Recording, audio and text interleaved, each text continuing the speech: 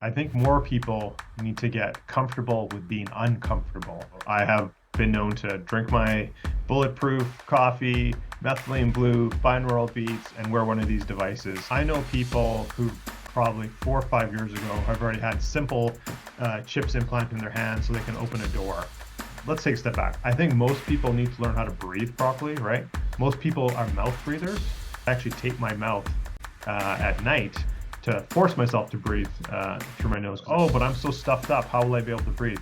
Look, if you tape your mouth shut, your body's smart. Your body is in self-preservation mode always. Your body's not going to let you like suffocate. Guess what? Your body will clear up the nose pretty quick if that's the only way to get air.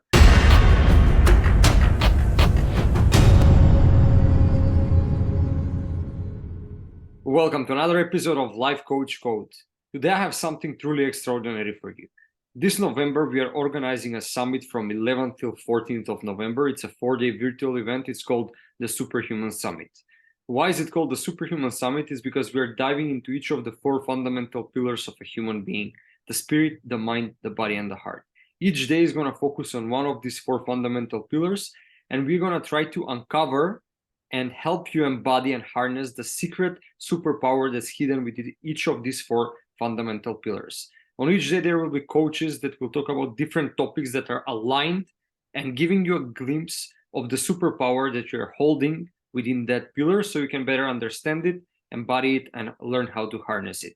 There will be over 25 coaches, over 12 workshops, panels, a lot of networking opportunities with like-minded individuals, and of course a lot of free gifts that each of the coaches will give to you.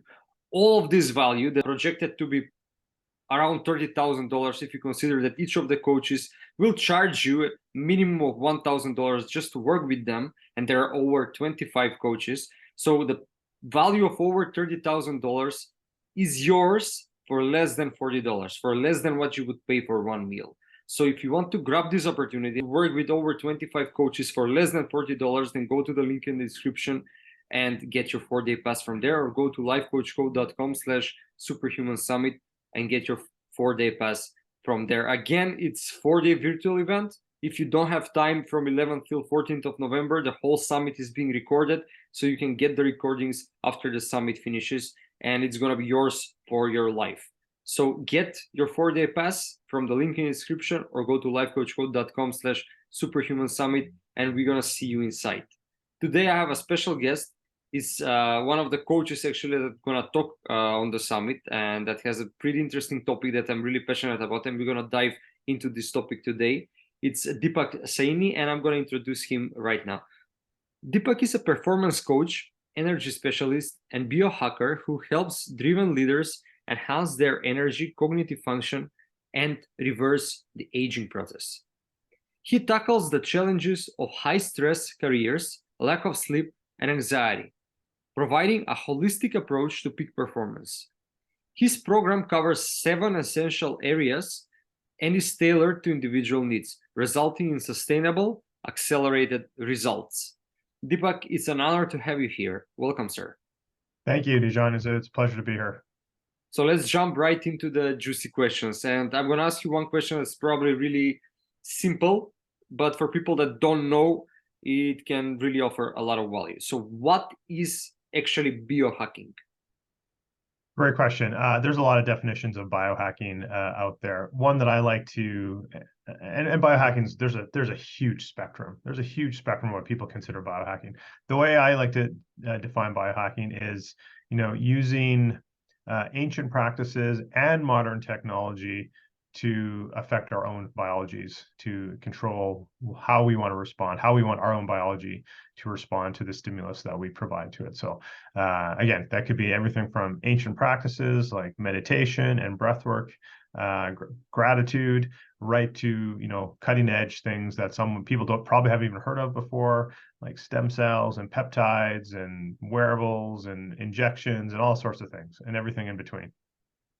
Okay, so biohacking basically is the practice, let's say, or the way of life that incorporates ancient practices and modern technology, all with purpose to help you uncover more of your physical potential that's hidden within. Yeah, that's a great way to put it. That's a great way to put it. Absolutely. Yeah. Okay, so my next question is it safe? Is it safe? That's a good question. I think it depends what we're talking about. Certainly, ancient practices, they're obviously safe. Well, no, I shouldn't say that. For the most part, they're safe. Anyone can do anything to the extreme, right? Fasting, it's been around for, I don't know, 10,000, 100,000 years. I mean, if you do it improperly and for too long and not for your right needs, that could be dangerous. Hey, drinking too much water can be dangerous. So I think for the most part, though the ancient practices are safe. We're talking about the cutting edge, a wearable or something like that. Pretty safe. These things usually go through some sort of rigorous testing, and even sometimes, FDA or equivalent type of approval. Stem cells, injections, these type of things. People, biohackers like myself, some people tend to push the envelope and interpret data maybe incorrectly sometimes or are very early. I like to consider myself on the forefront of many of these technologies. Does that necessarily mean I'm going to be front of the line to do some of them? No. There's a safety profile and we all have our own set point. I want to see a little bit of safety and a little bit of data on things before I'm going to do something. But yeah, people can get crazy and do things that I would consider dangerous. But for the most part, most people are not doing that. Most people are not doing that, for getting injections and that sort of thing. There are some, and of course, buyer beware, and you got to do your homework, and you got to do your research and know the quality of things you're purchasing or doing. But for the most part, I would say it's relatively safe. It's like anything. Anything can be done to the extreme in an unsafe manner. So. Okay, very well said. Very diplomatic, and I love the answer. So I'm gonna go through few biohacking practices right now, and we can dive in each of them, or maybe at the end you can tell me if there are some practices that I don't know about, that the public doesn't know about. So maybe you can share with us that are on the, as you say, on the front lines of these technologies and advancements. So first of all, we all know about intermittent fasting. You mentioned it. It's basically fasting in the time frame of 16 hours and eating in this 8-hour window. Some people also do it like taking normal calories 5 days per week, then reducing their calorie intake 2 days per week. So they can also do it like this. This is called intermittent fasting. So basically 16 hours fasting. If you eat, let's say, the last meal of the day at night, 8 p.m., then after 16 hours is your breakfast or the first meal of the day. So this is what intermittent fasting means. And why it works, there are many benefits with intermittent fasting, but one of them is that they're shifting your body, how it uses energy, what it burns for energy. So this is the key thing. When your body is not taking food, not taking any sugar for more than 12 hours, I believe, then it shifts to take to use your fat basically for energy, to burn your fat. And the energy that comes out of the fat molecules is the energy that's more efficient for your brain, I believe, to function. Am I correct about this? You're correct, and I think there's a little bit more. So if I can I just want to go back to what you said. So I think there's many different ways of fasting, exactly what you said, and then some, right? Some people will do a quarterly 4-day fast. Some people will do a 24-hour fast once a week, and everything in between. Again, and different time frames for different people. 16 hours is, I'd say, in my personal opinion, is a little bit too long for women, particularly that are premenopausal. Now, men, postmenopausal women, 16 or longer hours, totally fine. Premenopausal women, we don't want to mess up with the hormones by fasting too long. You mentioned, 5 days of normal, 2 days of calorie restriction. Some people flip that the other way, where it's 5 days of calorie restriction, 2 days of normal. So there's no right or wrong there. Just kind of whatever sort of works. Exactly what you said about the benefits, I totally agree with that. I'll just add a couple other things as well. You're giving your body a chance to rest. You're giving your gut a chance to rest. And that's a big, misconception or where we've got landed in, let's call it mostly Western society, where it's like you need to have 3 meals, you need to have 3 snacks, you're constantly grazing, right? Humans weren't meant to graze. We're not animals. We're not cows or deer or something like that. Your body, your digestive system needs a chance to break, a break so it can heal. And many people, let's be honest, have, whether you want to diagnose it as leaky gut or some other sort of type of conditions, your body can benefit, your gut in particular can benefit from having a break. The other thing with fasting is autophagy, which for those who don't know is a Latin term, means self-eating. So essentially, when your body does not have readily fuel available, as in you haven't eaten in a while, you don't have food in your stomach, yes, to your point, we can start to release fat as fuel, but also all these weak and dying cells are also a sense of fuel for our body. So the healthy cells can be like, hey, my buddy next door, my neighbor here, he's not doing so well. I'm going to put him out of his misery. I'm going to use him for energy. So that's again, autophagy, self-eating. And the process of this is it actually is cellular cleanup. So it helps you, and it's not going to eliminate it completely. I'm not going to say fasting is like going to get rid of all of this, but it helps the process of cleaning up yourself, your body at a cellular level. And when you have less damaged or diseased cells floating around, then those are the ones now you reduce the amount that can mutate, turn into something else. I'm not trying to diagnose. I'm not saying fasting is going to cure cancer or prevent you from getting cancer or anything like that, but it helps the process. It reduces some of those damaged cells. So that's, I think for myself personally, and again, fasting done properly in the right context can totally be used for weight loss and that sort of thing with clients. But for myself personally, it's really the autophagy benefits. And, the studies have shown us that, autophagy can really help with our longevity, which is, again, one of my goals. In your opinion, should we do intermediate fasting every day, or is it like a maybe optimal amount of time? I think, again, it's going to depend. I think there's going to be a common answer for many of my questions today. It really depends on the person. I think you got to take a very individualized approach. I'll just use myself. I don't see a problem, again, depending on the person and what their goals are and age and what gender they are. I don't see a problem with some form of intermittent fasting every day. I do that myself. I intermittent fast every day. I've experimented with, again, as I mentioned earlier, doing like a 4-day fast. I did that once. I don't know if necessarily if I do that again, but 24-hour fast once a week. It's once you get into the habit, and again, you start small. Don't think you can just go to 18 hours. If you're someone who's been grazing and 3 meals, 3 snacks, whatever, don't just think you can jump to that right away. It's a gradual process, and once you do it gradually, it makes it much easier. And then 24-hour, 18-hour, whatever the case may be, is not that hard once you build up the tolerance to it. So to answer your question, I'm a proponent of daily intermittent fasting, but it's got to fit the person. What's the minimum amount of time that if you don't eat, it actually becomes fasting?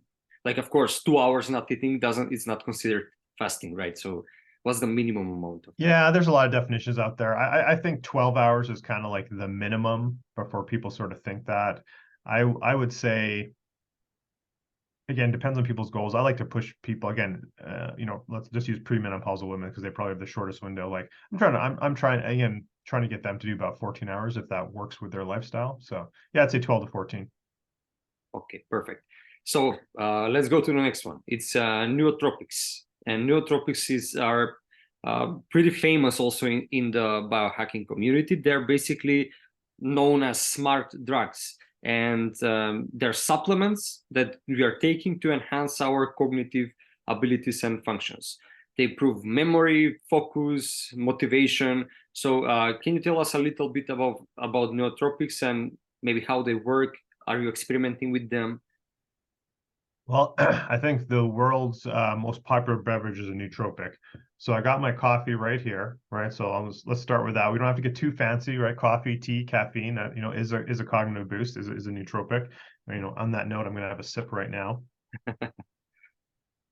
So, but I think we're trying to get to more of the cool, the more interesting stuff. So yeah, absolutely. There's a ton of different supplements and compounds that people can use.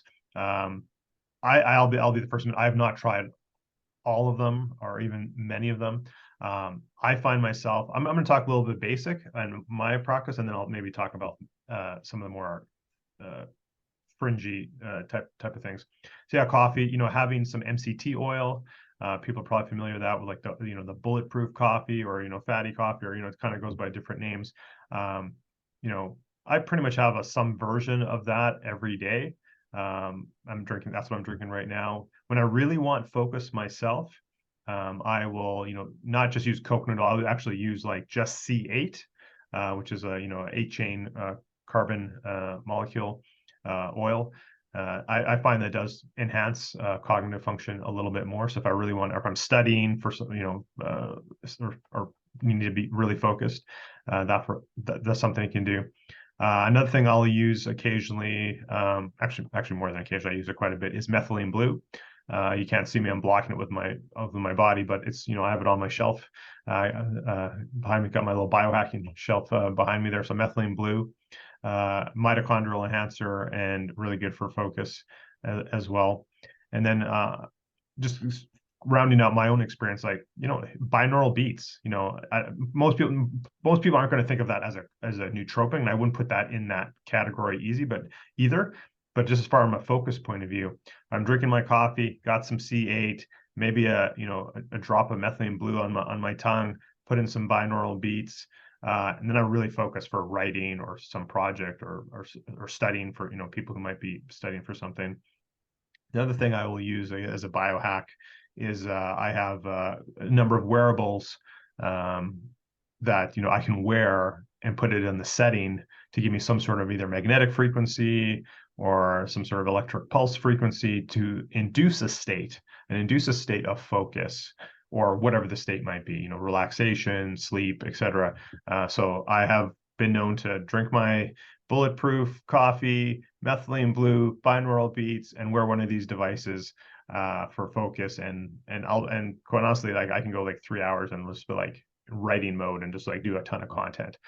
So anyway, that's kind of me. So nootropics, yeah. So there's all the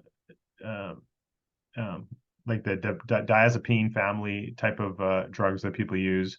Even like mushroom stuff, lion's mane. It's great for the brain. That's something I don't do necessarily regularly. I have experimented with that as like a daily practice in the past. It's more kind of just throw it in for myself now in the mix. I actually like to take a bit of a shotgun approach when it comes to mushrooms. I don't know, I'm getting a little off the topic of nootropics per se, but I like to take a shotgun approach with mushrooms and take like a 16 mushroom blend and get a little bit of lion's mane, cortisol, so I'm hitting my immune system, hitting up brain function, et cetera, all in kind of one shot in like a tea or mix it in my coffee, something like that. And then there's a lot of supplements. There's a lot of quality companies that have quality products that have a mixture of their cocktail of smart drug that might include lion's mane, that might include things like huperzine and other type of compounds in there, and all the ingredients. People can look that up. It's escaping me at the moment to some of these.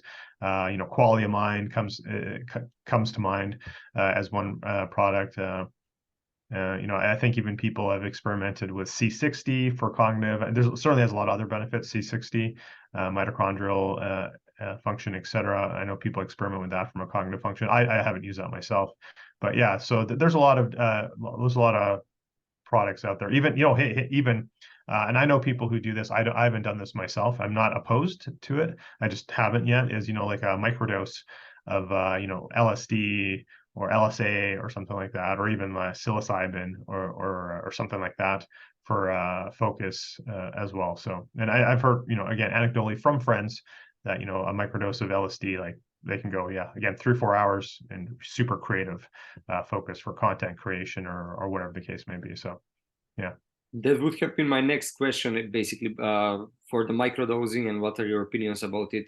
I've heard also that a lot of people are using psilocybin or some other type of like drugs to microdose themselves, and they're getting into the flow state, whether it's for creation or doing art or whatever.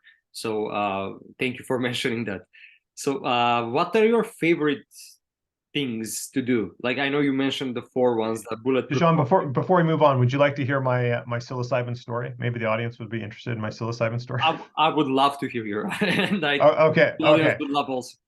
So I have a blog post on my website about my experience. I'll just high level it here for you. So a client of mine brought a product back. It was I don't want to say experimental. That's not the right term. It was a new product, so kind of like a beta version of a product that had I forget the exact doses. Was basically a microdose of psilocybin, had some lysamine and niacin in there. And I'm actually someone who's very sensitive to niacin or B3 for people, and I get flush.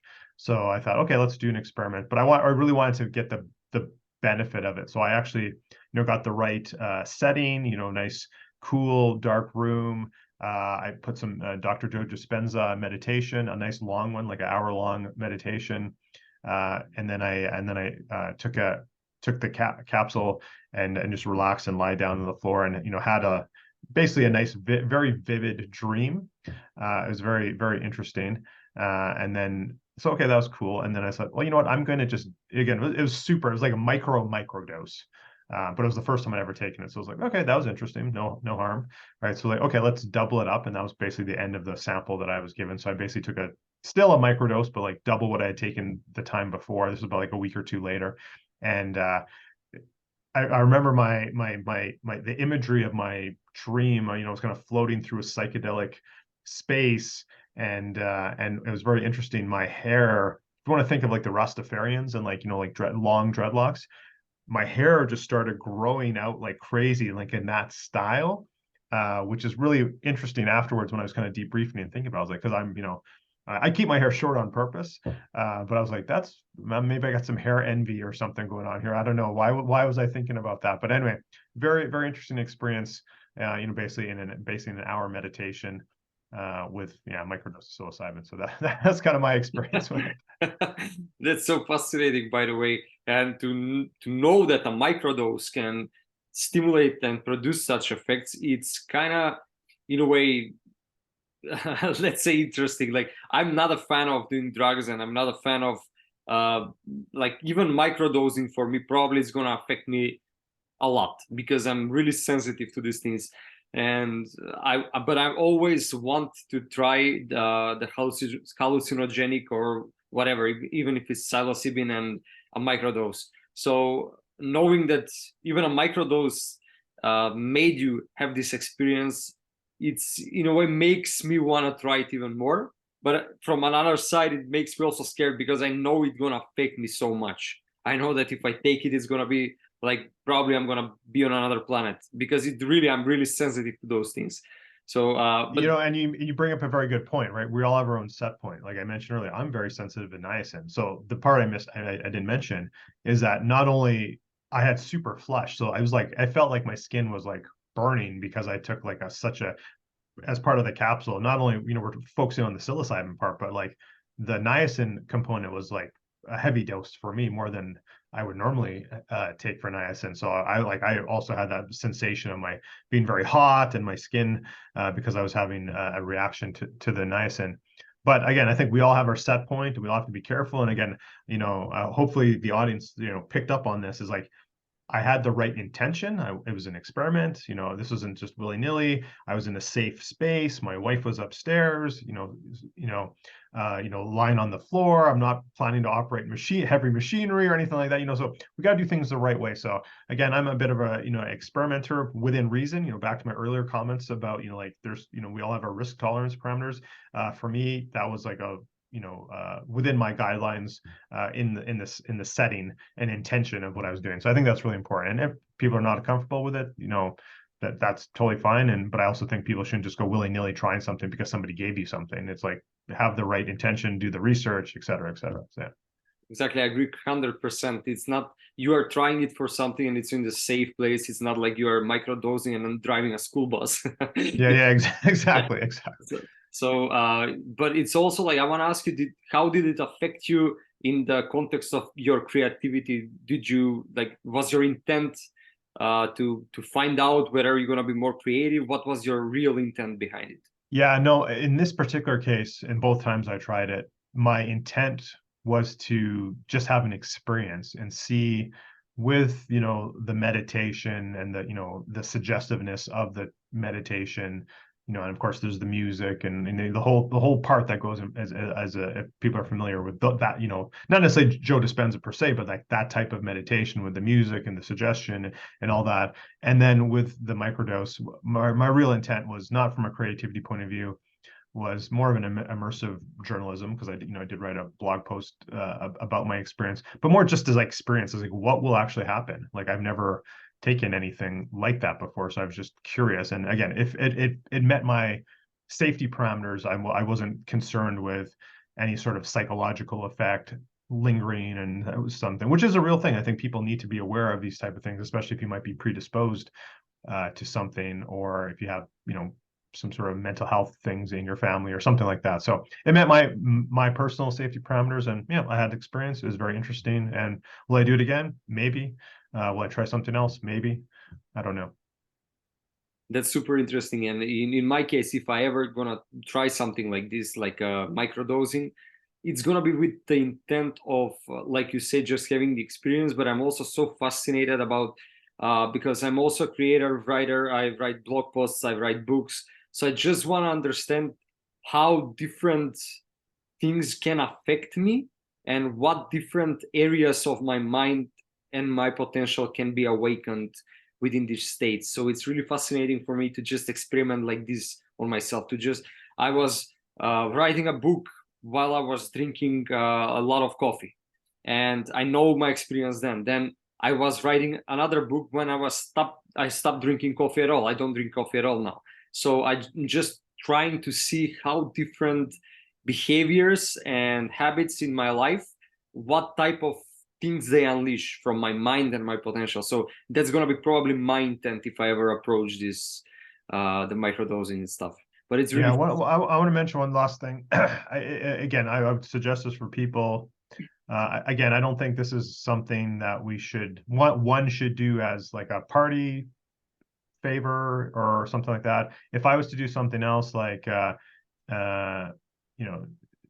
DMT or something like that, I would probably find a facilitator to help not only guide me to have the most positive experience, but also someone who's trained and can also, if something negative should arise, like knows what to do, type of thing. So again, that just meets my safety profile. Yeah. So let's go to the next one. And this is also pretty famous. A lot of people are doing it. Maybe people who don't even know what biohacking is. It's cold exposure. So basically putting your body under cold water for a few seconds. It can be every morning, every night, whatever your preference is. But basically this practice, putting your body under cold water. Some people like myself are doing it first hot, then cold. So exposing yourself to the cold has, personally for me, I found has many benefits. First is you're putting yourself consciously into a discomfort, into a state where it's not comfortable, state where you are probably gonna resist to be in. So just this action of putting yourself in a state that you resist being in is training your muscle to push past resistance, because sometimes resistance can manifest in many different ways in your life. You need to do some work, you don't want to do it, resistance. If you don't have this muscle trained to push past resistance, it's going to be really hard for you to achieve many of your goals. So this is the first benefit. Second benefit is I feel a lot happier when I'm doing this. So it's probably, I don't know the exact science, but it's probably affecting my brain chemistry in a way. And the third benefit is that I feel a lot of energy. So when I'm doing it and after this, I feel refreshed and energized. So I want to ask you, do you know the science behind this? Do you know how it works exactly? And what are your opinions on cold exposure? Yeah, great. I'm not an expert in this area. I do practice it, and I'll talk about that. So your 3 points. So you were saying your muscle, builds the resiliency. So yeah, absolutely. I don't know if this is what you meant, Dijon, but I want to say when you say muscle, people might think like your muscles. I would say it's more of a mindset point of view, your Definitely. brain. So I don't know if that's what you meant exactly. So yeah, definitely build resiliency. I think more people need to get comfortable with being uncomfortable, and getting in cold water, however that looks like for you, helps is uncomfortable and helps build that resiliency. Can even build, through over time, build, your immune resiliency, right? You can help make yourself healthier, and that sort of thing. So yeah, definitely super benefit. And I'll talk about my experience in a moment. And then your point number two, sorry, was your point number two, the energy? Oh no, the how it makes how it makes it, the happiness. Yeah, I don't know if I know the exact mechanism of action of that. Certainly, when you were in that type of environment, uncomfortable environment, we certainly has a hormone release, as you said, the endorphins and that sort of thing. So yeah, definitely is going to affect brain chemistry. I'm not an expert in that, so I don't know the exact mechanism of action, but that is, you've experienced that. Many people report that as well. And then as far as the energy point of view, yeah, like that cold water on our face or, our neck, activates our mammalian dive response, which is, kind of an ancient, as we evolved from, the or lower life beings to what we are today, and definitely gives you that like awake and that like alertness type of thing. So again, is like, if you want to be staying up late or something like that, yeah, go have a cold shower. You're going to get some, alertness and some productivity from that. If that's if you want to go to sleep soon, don't do that. That'd be the opposite. Don't have a cold shower late if you're trying to go to sleep. So yeah, absolutely, 100% agree. I think it's a great practice. And again, like yourself, I pair it with, well, first of all, I live up here in Canada, so it's like cold like 8 months of the year. So it's like I like to joke that it's like cold exposure all the time. Even if you're wearing like 2 pairs of mittens and a winter jacket and 3 pairs of pants and 2 pairs of socks, you're still getting cold exposure.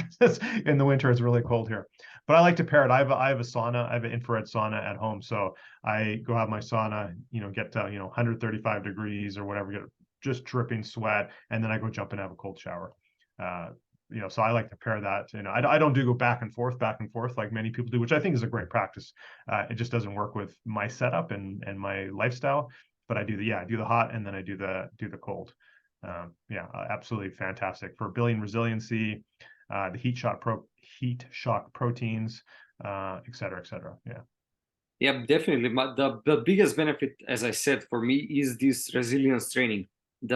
Because a lot of the things that you need to do during your day and work day and whatever, they are presenting in a way like you have a resistance towards them. Even if it's your mail, you need to clean up your mail and you have resistance, you're postponing it. I've noticed since I started, and I'm doing it for over 10 years right now, the cold exposure. Since I started doing the cold exposure, I'm more prone to just finish things on time. I don't postpone them, even though for some things, even if I feel resistance, I'm tackling the resistance instead of just letting it push things away until I postpone them till the last day. So that's the biggest. Maybe it's the mental benefit is the biggest, but second biggest, and I cannot not mention this, is, as I said, the happiness and also the focus and energy. Like after a cold shower, I'm just jumping into work and I'm focused. I don't need coffee, I don't need anything. It's just really helped me like this. So yeah, basically it's also healthy. I know there is a lot of research that's it's called positive stressor, I believe, and whenever you're there are certain positive stressors like sauna and cold exposure that when you're putting your body and in presence of these positive stressors, unlike stress and negative stressors, they have the tendency to train your resilience and make your immune system stronger. So for example, if you're stressed all day, that's bad for you because it affects your energy, it affects your immune system, biology, everything. But if you, in a short period of time, if you experience a stress like cold water, or you put yourself into a hot room that we call sauna, then this trains your body and immune system to activate itself and to be more resilient to whatever foreign viruses, bacteria, or whatever. So there is research on this. I'm also not that much into the science, but I know there is research and it's proven that it affects your health positively. So yeah, Dejan, I want to address two things you said there. So number one, you said about, just being able to tackle whatever your task is. And, let's be honest, like even I've been doing cold showers after my sauna for, gosh, 5, 6, 7 years. I don't know. It's been like, it seems like it's just habit now. It's just part of my lifestyle. And it doesn't matter how long you've been doing it, it still sucks. It Exactly. still sucks going into There is cold water. not a day So when you say like, oh, I really love now to do cold shower. yeah, it still sucks. But the point being is that after you do that, he's like, I got the hard thing out of the way, clearing my emails, making that difficult conversation, finally sitting down to write that post I've been, whatever the thing is for you. Like, it's most things pale in comparison to how sucky it is to be in the cold water. So that's number one. And then just the other thing I want to address is about the stress adaptation. I think the term you're looking for is hormesis, right? Hormesis, stress in the right dose, and that actually helps builds us up and maintains. Exercise is a perfect example of hormesis. Hot and cold therapy, like we've been talking, sauna to cold, or vice and back and forth, whatever the case may be. All these low-level stressors that are, we're able to handle properly, builds that resilience, and exactly to your point, makes us stronger from an immune point of view, mental capacity point of view, everything. So yeah, that's super beneficial. Yeah, I agree completely. So basically, that's the main reason for cold exposure. I believe that's going to be the biggest benefit for most people if they want to try it. So let's go to the next And one. it's easy. Everyone has exposure to cold water. Everyone Exactly. does. It's easy in the context that everybody has the opportunity. Yeah, yes, yeah, you're right. It's not easy to do. It's easy to have access to it. Probably the hardest of all the biohacking tools and techniques. One thing I find interesting, and again, you never really get used to it, like I said, but if I jump right from the sauna, especially if it's summer, if it's already warm out and the ambient air is pretty warm, it's a bit different for me in the winter because again, I live up here in Canada, it's cold, but I can literally go from sauna into like the cold shower, and depending on how cold it has, and sometimes it takes a little bit long to get cold. It's like it's actually not that bad. It's like I find, I guess, especially when you've been really, really hot, like you can handle a lot more cold before it's like, oh, okay, yeah, that's really cold. I completely agree. It's always the mental resistance that you have, that it's gonna suck. That's the hardest thing to overcome. But sometimes when you, for example, really hot day, you go to shower, you shower with hot water. It's not that pleasant as when you put the cold water. You're like, even though you resist it, it's like a relief. And right now I'm even experimenting. Like the longer you do it, as you say, the more you become comfortable with doing certain things within that practice. So for example, right now I'm trying to stay as calm as possible while I'm doing the cold shower, because at first you're gonna be like like this, but I'm just right now in this place where I'm just trying to just breathe, and without my body even flinching when I turn from hot to cold. So this is the next level of how I'm trying to push myself to basically approach resistance and approach discomfort. Yeah, the breath work in this particular, breath work in general, but in this particular case we're talking about is very important, can be a very useful coping mechanism. Yeah. So while we are talking about breath work, let's focus on that because we all know, like probably people are familiar with Wim Hof and his breathing method. So I've been experimenting with this as well. I tried his breathing method, and I find it that it really gives you more energy and focus while you're doing it. So basically how it works is you're just starting to breathe 30 times with full breath but fast, like, and then after 30 times you take full breath in, and then you take full exhale, and then you stop breathing, and you hold your breath as much as possible without of course without breathing as much as possible. Then when you cannot hold it any longer, you take deep breath, and then you hold it again as much as possible. And this is like one set. So you can do like 3 sets, 4 sets of this. And I found it that it really helps me. I used it when I was sick. I had a flu, and it really helped me to overcome it. Like personally for me, I'm speaking, after one day I was just like new doing this. So what are your thoughts on breath work, and do you have any other techniques maybe for different types of breath work? Yeah, I'm a super huge proponent of breathwork. Absolutely, I've done Wim Hof as well. I think it has that has its place. I think there's no one right, like many things, there's no one right way to do anything. I think there's obviously different breath work techniques, modalities for different purposes. Do you want to oxygenate in your blood more? Do you actually want to, carry more carbon dioxide in your blood? So it definitely matters. I'm going to go to what I like to do myself personally, and what I like to get people started with. I think there's nothing wrong with Wim Hof, and it's not that hard. Anyone can do it, obviously. But I find that's a little bit more maybe intimidating for people who are not used to breath work to start with. So I like to try something else. I do want to share one thing before I forget. Dijon, when you do that hold after the 30 and then the exhale and then that last hold, try and focus mentally and physically, almost if you can, of really trying to focus like that breath you've just inhaled, of like trying to push that through your blood-brain barrier into your brain. Really try and focus on that. A friend of mine who is a bit of a Alzheimer's researcher, mad scientist, biohacker type of guy, he gave me that one, and I don't know, I can't quantify if that works or not, but I was like, hey, if I can send more oxygen to my brain, that's got to be good, right? So anyway, just a little tip for you, maybe give that a roll. So basically, when you take the last breath and you're holding it, you're just pushing it mentally.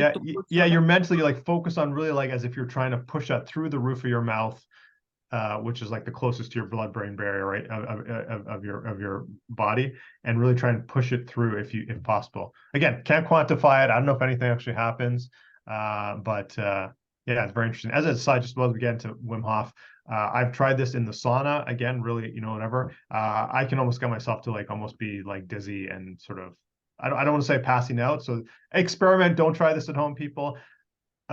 Alternatively, if you do it in like cold water submersion, like in a lake or something like that, it's like it has like you don't get the same thing. So that heat and cold definitely have different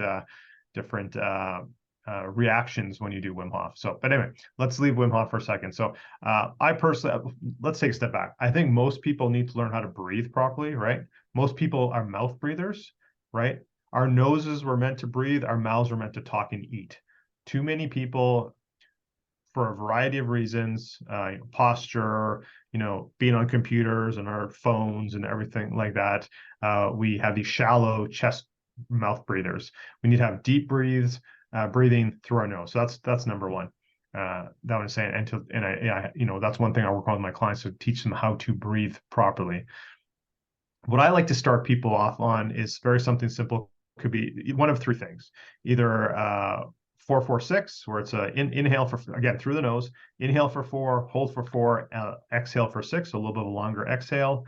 4-7-8, which is very popular, so basically the same thing. Hold in for 4, hold for 7, out for 8, so double the exhale, then the inhale, or box breathing, 4-4-4. And I like all of them, and the various higher performers, military groups, etc., are really focused on box breathing or the 4-4-4, which either one.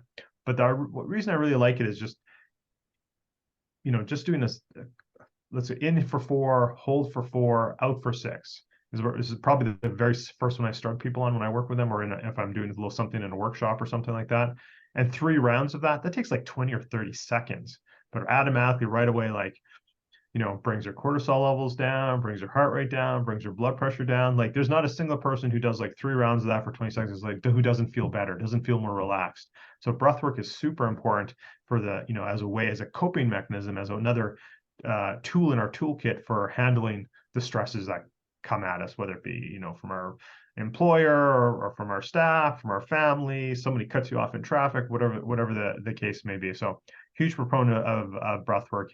And one thing that I personally do, and depending on the client and depending on their needs, but what I did, I guess it's probably been 4 years now, maybe 5, is I actually tape my mouth at night to force myself to breathe through my nose, because I found that I was a mouth breather while I was sleeping. So that's been hugely beneficial to me when I look at my sleep data using my Aura Ring. I get more deep sleep. And of course, there's a lot of things that affect sleep, right? You can't do all the other bad things and just tape your mouth shut to like have better sleep. But when everything else is in check, more deep sleep, more restful sleep by breathing through your nose. So, and again, for a lot of people who are not used to that, it's just a simple little hack, if you will, to teach your body to be able to breathe through the nose. Are you familiar with James Nestor? He is a breathing expert, and I love Yeah. what you said, by the way. His book's on the shelf, and also like Patrick McEwen as well. Yeah. So, but basically, for people that don't know, most of us, majority of the world, is breathing wrong. We are breathing, first of all, through our mouth, and second, we are breathing too fast. I believe the healthiest, the optimal way to breathe is around 5 to 6 breaths per minute, and I guess even that's too much. The best is 4, so it's probably around 15 seconds per inhale and exhale. That's too much for a lot of people, but that's the optimal for health. That's how we were designed to breathe. So we are breathing too fast and we're breathing from the mouth. The problem with this is that when you breathe through the mouth, you are not giving your body what it needs to get from the breath. The nose is a very fascinating device that nature invented, basically. And it's, first of all, when we breathe through the nose and when the air goes through these channels of the nose, it's the only way that you are producing nitric oxide from the breath, from the oxygen that you're breathing, and you're giving your body nitric oxygen. So just when you breathe from the nose, you're giving your body nitric oxygen. If you breathe through the mouth, you're depleting your body from this need to get the nitric oxygen. So breathing through the nose allows, helps your body and your arteries, like veins, to just have the nitric oxygen they need to be open so your blood can flow. Second, the nose has its own mechanism that I hope that people are familiar with, the sympathetic and the parasympathetic nervous system. So when you breathe, and I believe it's when you breathe from the left nostril, your parasympathetic nervous system is activated. When you breathe through the right nostril, it's your sympathetic nervous system that's activated. Meaning, one nostril is putting you into fight or flight, so to say, mode, focused mode. Another one is relaxing you. And if you've noticed, and I hope you've noticed that when you're breathing, sometimes one of your nostrils is, you feel like it's stuck, and you feel like maybe you're getting sick, like you cannot breathe from that nostril. But that's actually your nose is making it by its own, so your sympathetic or parasympathetic nervous system can be activated. So from time to time during the day, left nostril will be stuck, you will breathe from the right nostril. Then your right nostril will be stuck, you will breathe from the left nostril. This is how your body is self-regulating to be in focus and then to relax, to be in focus, to relax. So it's ebbs and flows of your body and your system depending on what it needs at the moment. So your nose, when you breathe through the nose, it's actually regulating your nervous system in a way. And I don't know if you're familiar, like if you know more about this, please, I want to speak more about this. Yeah, so what you're describing there is, and some people, and this is again, there's many techniques to breathe, alternate nostril breathing, excuse me, where you literally like will breathe and then alternate. I've tried it before, and honestly, it's never something that really stuck with me because I need my hands. I'm doing other things with my hands. I can't be doing this while I'm going for a walk or whatever. So yes, very important. The other thing is, I'm just going to go back to what I said about mouth breathing. I quite often get this from people like, oh, but I'm so stuffed up. How will I be able to breathe? Look, if you tape your mouth shut, your body's smart. Your body is in self-preservation mode always. That's the number one decision. Every decision that your cells, your mitochondria make is for self-preservation. Your body's not going to let you like suffocate. Guess what? Your body will clear up the nose pretty quick if that's the only way to get air. So you got a stuffy nose or something, start breathing through your nose exclusively. Your body will clear it up right away. Yeah, no, I agree with everything you said there, Bijan. That was that was perfect. It's super beneficial. And again, yeah, that's why I like mouth breathing and sorry, nose breathing and taping the mouth. That's so fascinating, by the way. You're literally taping your mouth when you go to bed. Yep, I literally tape my. And there's one other thing I want to mention that you didn't mention is, the nitric oxide and vasodilation, which expands the arteries and everything. So again, people with, predisposition to heart disease or who already have some sort of heart disease or something can be a very valuable tool. Now, and again, that's not medical advice. That's not saying you should get off of any medications you're on or anything like that. But certainly we want everyone understands nitric oxide. Anyone who has heart disease, I think they know about nitric oxide because their doctors told them about them. The other thing I want to mention is that, our nose has all these little hairs that are all little act as filters. So when we breathe through our nose exclusively, our nose will actually catch bacteria and viruses. And doesn't say it stops them all, but it significantly reduces them versus if we breathe through our mouth. So, cold and flu season, other type of things, all that, the big C word that was a thing for the last number of years. Again, say not's going to stop it, but it's greatly going to reduce the chance of inhaling viruses, bacteria, etc., if you breathe through your nose. And yeah, it's so fascinating. As you said, some people do this practice, like when you stuck one nostril, then you stuck the other one and you breathe like this. But the nose itself, it has a mechanism that is doing this automatically on its own to put you in the right state. So that's why you just breathe through your nose. You don't need to do these practices. Of course, like you have a tool at your disposal, and you can use it by breathing through your nose. Yeah, the other thing I'll just say for people, and again, this took a while. I'm not saying this happened overnight, but I've gotten this, again, this is over years. I've gotten to the point where I can do like zone 2 training, basically just breathing through my nose. And even I can do now, it took a while, again, years, where I can basically do like a leg workout. Again, very, very taxing. Most people know, right? And I can just do the whole workout breathing through my nose. So, again, that's something that one could build up to. That's so interesting, by the way. I'm gonna try it. My next exercise, I'm gonna just try to breathe through my nose, see till what level I can go. But it's so cool to speak about this. And okay, so let's go to first of all, I want to just close the topic of breathwork, that it's so fascinating how that we have this tool in our disposal. Just breathing in itself is such a powerful tool, from health benefits to mental benefits to everything. Like, it's just use it. So the next Dijon, before we move on, I just want to go back to our very, very beginning of our conversation, right? What is biohacking, right? And I talk like the ancient practices, and this is one of them, right? Fasting, breath work, breathing properly, right? All these benefits, and it's like costs you nothing, and it's been around for like beginning of man, right? Yeah, that's basically the primal definition of biohacking. It's not these fancy gadgets and technologies.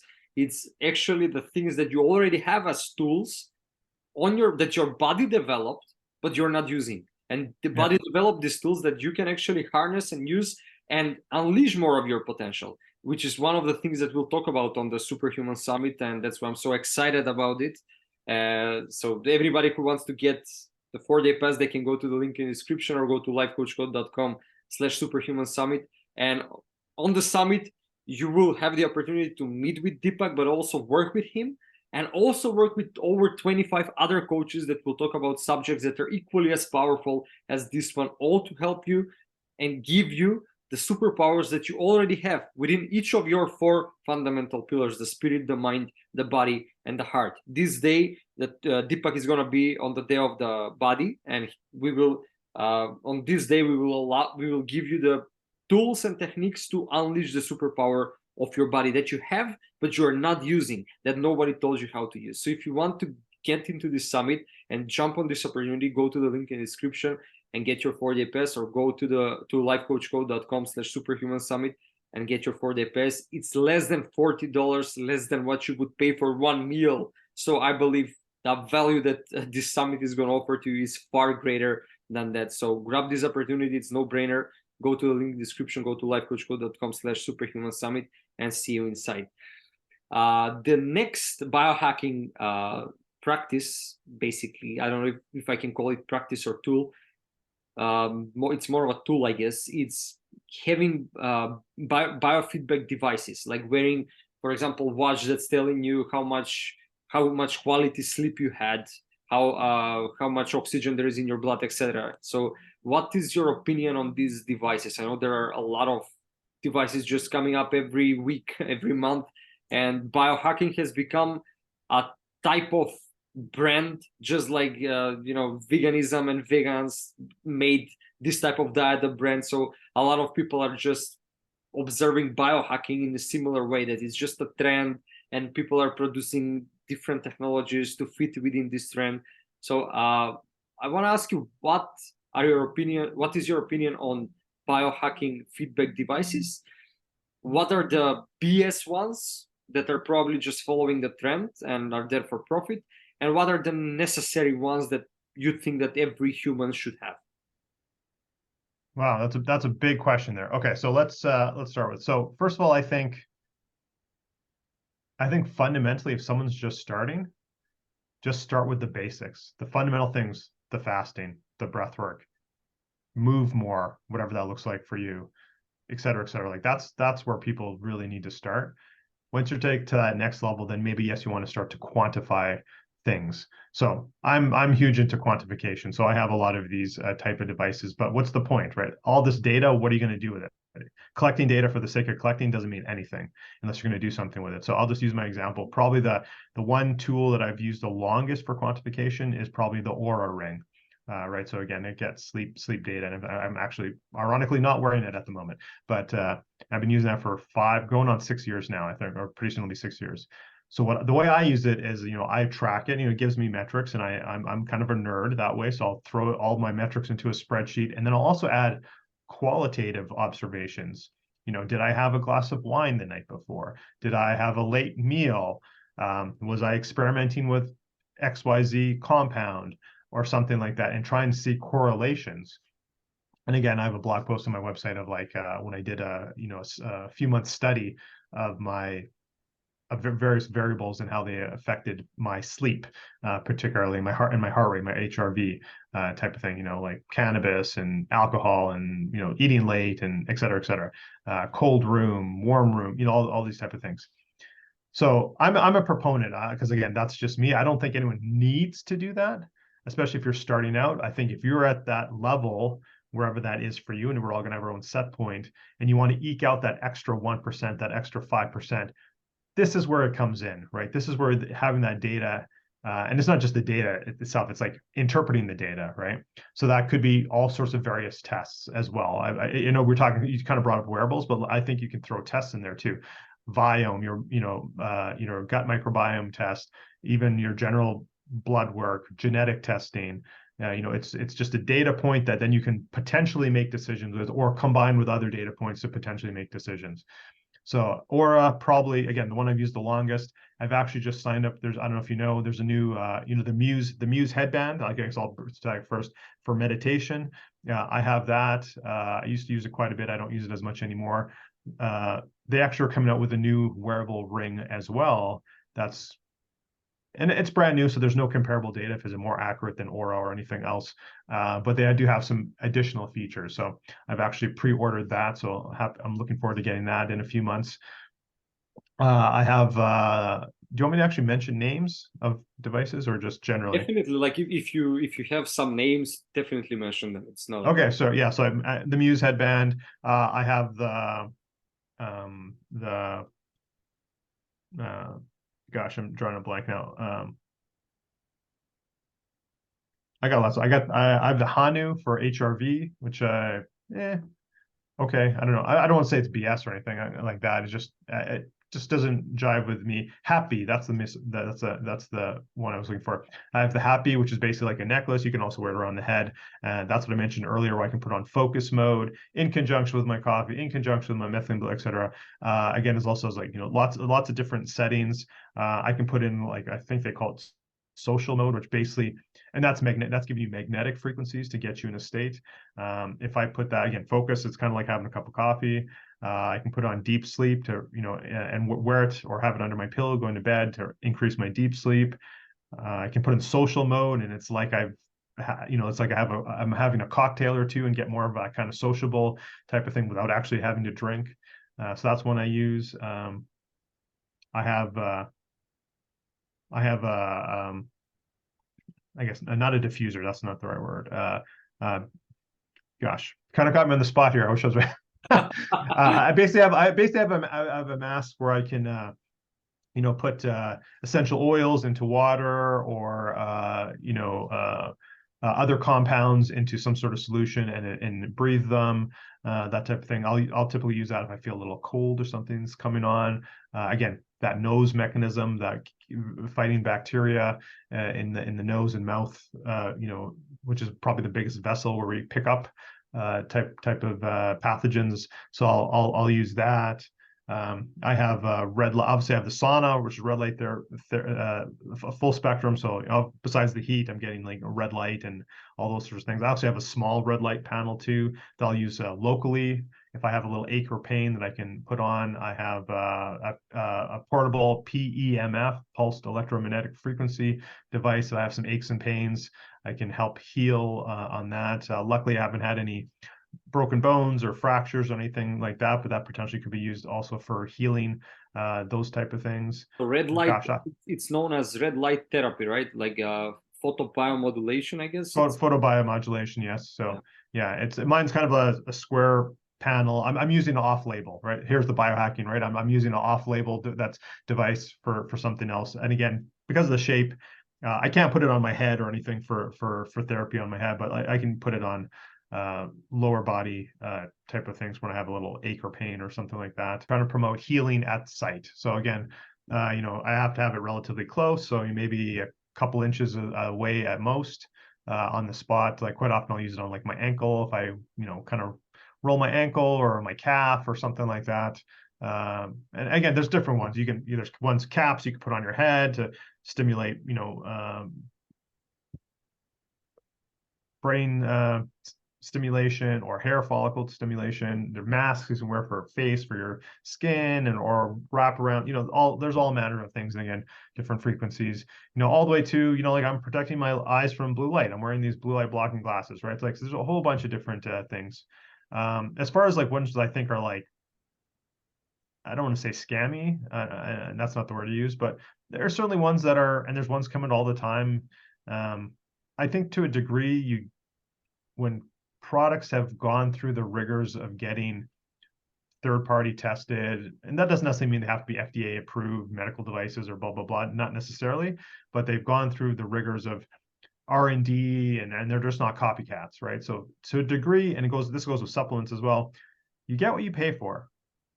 Quality costs money, right? So for certain things, you just have to, myself personally, right? Like I'll use my sauna example. I got the Cadillac, the Lamborghini or whatever you want to call it of infrared saunas, because this is an investment that I plan to have for 20 years. And I had certain parameters. So, that's what I want. Yeah. Could I get one that's like 1/5 the cost? Absolutely. But, I want, and it goes with many things, so sometimes you got to pay for quality. So that's one factor. So again, there's lots of things coming out, but does it have rigor? Does it look like just like a copycat of something else? Do they have any track record? If there's a product that's been around for 8 years, or whatever the case may be. And the other thing that I use too is like, you have to know, and I do this for my clients as well. I do the research and I, help them. If they're interested in certain product or supplement or whatever the case may be, I'll help them procure it, or even a service, right? Like they want to get some sort of stem cell service or something. It's like, okay, I've done the research. I have, recommendations of where to go or what to buy. And then myself as well, I look to my mentors for them who've done the research and what it's like, okay, once I know, once you build that establishment of trust, then it's like, okay, if so-and-so has, giving it the thumbs up, then it's like, okay, that doesn't mean I'm not going to do my own research, of course, but that means like, okay, that means half the work is done. They've cut through the noise and say, here's my 1 or 2 favorites. Now I'll go look and see which one works for me or works for my clients. So I don't know if I answered your question there, Dijon. That was a bit of a ramble there, but there's lots of stuff out there. Yeah. You answered perfectly, and I love you brought up the topic that having a community of people that you trust is so important. It's crucial, especially these days, while there is a lot of noise and everybody can be an expert. So just having the group of people that you can trust and that that they're at the front lines, just like yourself, Deepak. That's why I'm honored for you to be part of the summit and also part of this podcast. That's why I approached you, because I know that you are at the front lines and you are within this community that has people, as you say, your mentors, that they're testing different things. So from the front lines of biohacking what works, what doesn't work. So as you said, everybody has a different set point and different limits. So everybody should fundamentally experiment by themselves, but it's always good to have this community and to have people that tried things so you can know the basics. So I want to ask you, when we're before you go on, can I just add one thing to it? I think is really important, because there's a lot of snake oil out there too, I think. And I get approached weekly to, hey, here's our product, would you like to try it, would you blah blah blah, and they're trying to get me to promote and use my community to, you know, advance their thing. And some of them are fine, and some of them like, yep, it's legit, it just doesn't fit with me at this time, or okay, it's legit, I'm happy to promote this, whatever. And then there's other things where it's like, here's a big red flag for me, and I mean, this is just my personal opinion, everyone take it with a grain of salt. If somebody approaches me and they're not, so here's my philosophy: I will not recommend or sell anything that I would not use myself and my family. So what does that mean? I might try something, it's like, this isn't for me, I didn't get any benefit. Fine, that I used it, but I wouldn't use it go forward if I won't use it with my family. If I won't recommend it to my family or use it with my family, I'm not going to recommend anything. So people all the time, and if someone isn't even going to get, again, maybe I'm in a different position than some of the audience is, for sure. But if somebody won't even like provide a sample for me to try, it's like, that's a red flag right away. It's like, okay, you're not even confident in your own product. You won't even let me review it before. Okay, you know, like, let's just stop the conversation. And then hey, it could be perfectly legit, and they, for whatever reason, that's not what they want to do. That's fine too. But I'm just like, I'm not going to promote anything that I won't personally try and use go forward myself. So I'm kind of blocking it now, but I got supplements, I got methylene blue, I got a bunch of stuff on my shelf there that are products that I actually use myself, and I will promote or recommend to my clients when appropriate for them at that time. So anyway, I just want to make that clear. What is your opinion on implantable devices? Because as you know, as the future progresses, technology advances, there will definitely be certain devices like chips, Neuralink, that Elon Musk is also advancing pretty fast with it. What is your opinion on people being in symbiosis with technology? Are you pro that, against that? Can you yeah, great question. I know people who probably 4 or 5 years ago have already had simple chips implanted in their hands so they can open a door. It's basically like their scan reader, card reader, whatever. And this is my take. As much as I'm a biohacker and at the forefront, again, it goes back to the comments I made earlier about my risk parameter. I don't necessarily want to be in front of the line for certain things. And just like any surgery or any injection, any implant carries some level of risk. So then it's an individual decision that we all have to make if the benefit outweighs the risk. At this point, I have not seen any, this is again just my personal opinion, I have not seen any implantable thing for any benefit that makes sense to me from the benefit outweighs the risk of putting something in. And then, there's a lot of other factors that go in that too. It's like, how is it communicating? Is it, RFD? Is it Wi-Fi?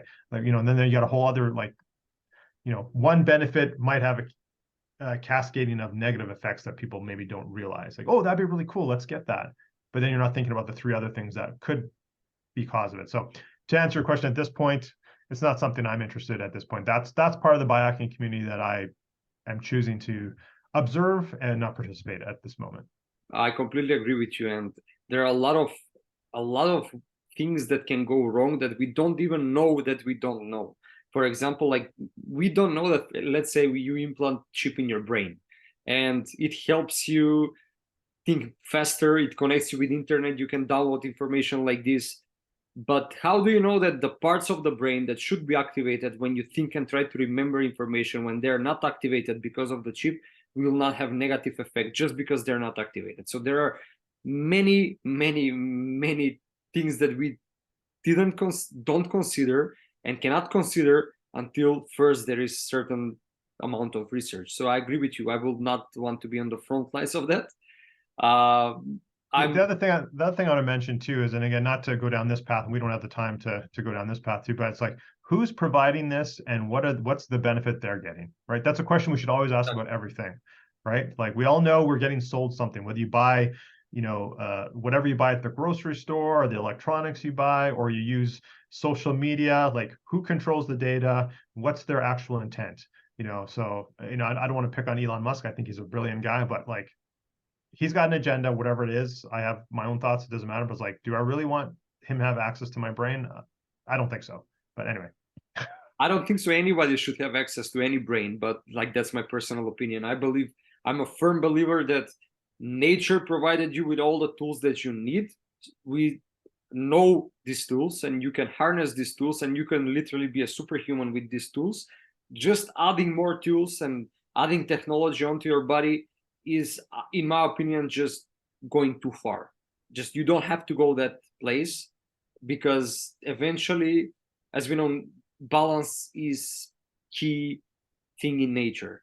There is always balance. Whatever you're pushing to an extreme, nature will find a way to balance things out. So whatever you're just going to one extreme, another extreme is going to show up in one way, shape, or form, and you are not aware of it. So I'm a firm believer of just maximizing your own potential, using technology until it's too much. And what is too much, we're still researching and we are finding out. So there is space for research on this topic. It's my personal opinion. So, yeah, and it's one last thing I'll say on this. If somebody is like has suffered with grand mal seizures their entire life and something, and some implantable can make their quality of life better, then that's probably a risk reward that they want to do, and maybe makes sense. And I don't know, I'm not in that position. I'd have to make that decision myself too. But for the sake of like, let's do this because I think it's cool, or I might be able to like stream Netflix into my brain faster, like that doesn't make sense to me. That's not a good use case. So anyway, that's the last I'll say on that. exactly, and I agree. It's you said it nicely. The benefits should outweigh the risks, but when it comes to body implants, I think they should outweigh the risks 10 to 100 times. So I was just gonna say like it should be 10 times as much. Yeah, perfect. We're on the same wavelength here. exactly. So Netflix doesn't fall into this. Like you can watch Netflix, it's completely fine on your TV. It's why in your brain? Like it's just too much. It doesn't make sense, as you say. So let's just finish up this because we don't have a lot of time. I want to ask you one more thing. What is your opinion on the microbiome optimization? Like, are there certain things that you're using, diet things, to optimize your gut health? Absolutely, great question. And I think it's super important. I think we pretty much know now that people call our gut our second brain. Some argue new research is it's actually our first brain. It provides the stimulus to our brain. Obviously, we know there's the gut brain axis. Information is going back and forth. Does it start here and go there? Does it start here and go here? I know, for debate. But for my personal practice, I don't use. I have used probiotics in the past. Again, there's certain newer products that have coatings and time release so that it gets past the stomach. That's always the big issue, right? Is will it make it past the stomach? I was having this conversation with a client last week. They're like, oh, this has like, it used to be like, is it at 5 billion or 10 billion? Now it's like into the trillions. And I'm like, well, they're just adding more because they know it's not making it. And they're hoping that some portion, the more they put in there, some larger portion will actually make it through. So I'm not a huge fan. I've gone off of that, and frankly, my need from where I was when I was sick, 9, 10 plus years ago to where I'm at now, I don't see the need for it. I personally choose to eat clean as best as possible and drink clean water and all that sort of thing. Have fermented foods that make sense for me. So have my raw unpasteurized sauerkraut. I'll have pickles, for other fermented vegetables, kimchi, that sort of thing. I try and do that. Kombucha here and there. Often kombucha has a lot of sugar that I try to avoid, but here and there, and that's where I'll try and get my bacteria. But then more importantly, have the eat foods that are prebiotics to feed the bacteria in my gut. So your artichoke hearts and leeks and et cetera, type of thing. So that's my approach to it. Now, if a client of mine or someone's really suffering, they have IBS and something, that's a bigger issue now. Now we have to look at a bigger scale and where maybe probiotics or some other type of supplementation or medication can play a role. But for me personally, that's the route I go. Just eat fermented foods, a variety, and even like sauerkraut as an example. I'm not eating the same brand. Again, I'm having raw, unpasteurized. I'm not eating the same brand. I'll rotate it up because I want a different mixture. I want different bacteria cultures. I want to like mix it all up. So I think gut health is obviously super important, but that's kind of my approach right now. That being said, I've gone through my journey. I'm in a better place now than where I was before. And if somebody is struggling, then, you know, they need to probably take a different approach. Thank you so much, Deepak. It's such an honor to have you, first of all, on the summit, and thank you for being part of this podcast. Everything we talked about today is just a glimpse of what your real superpower of your body is, and just a glimpse of all the tools that you can use to maximize your body potential, to reduce aging, to maximize vitality, focus. And if you want to learn and discover all of them, come to the summit. Get your 4-day pass in the link in the description, or go to lifecoachcode.com/superhuman summit, and you can get your 4-day pass from there. Again, it's less than $40, and you will get personally to work with Deepak and also with over 25 other coaches and experts in all the 4 domains: the spirit, the mind, the body, and the heart. So get your 4-day pass from the link in the description, lifecoachcode.com/superhuman summit. Deepak, if anybody wants to work with you, where can they find you? Yeah, I have a free gift to the audience that I'd love to share. So it's www. I'm sure we'll drop the link in as well. www.deepaksanihealth.com/freebie. It's a free guide for people to get started on their, not necessarily their biohacking journey, but like their health optimization journey. Yeah, so I'd love to give that free gift to the audience, and then that's the best way to get a hold of me and become part of my ecosystem and learn what I'm up to. Perfect. Thank you so much. We're going to leave the links in the description for your websites and your free gift. So the audience can go there. If they're interested to work with you to get the free gift, they can just go there, go to the link in the description, and get your free gift from Deepak. If you want to join the summit, again, you can also find the links in the description on lifecoachcode.com/superhuman summit. Thank you so much, Deepak, for coming today and being part of this podcast. And again, can't wait for your session on the Superhuman Summit. Thank you. Yeah, thank you for having me. I'm looking forward to being part of the summit as well. So appreciate it. And for you, see you in the next episode.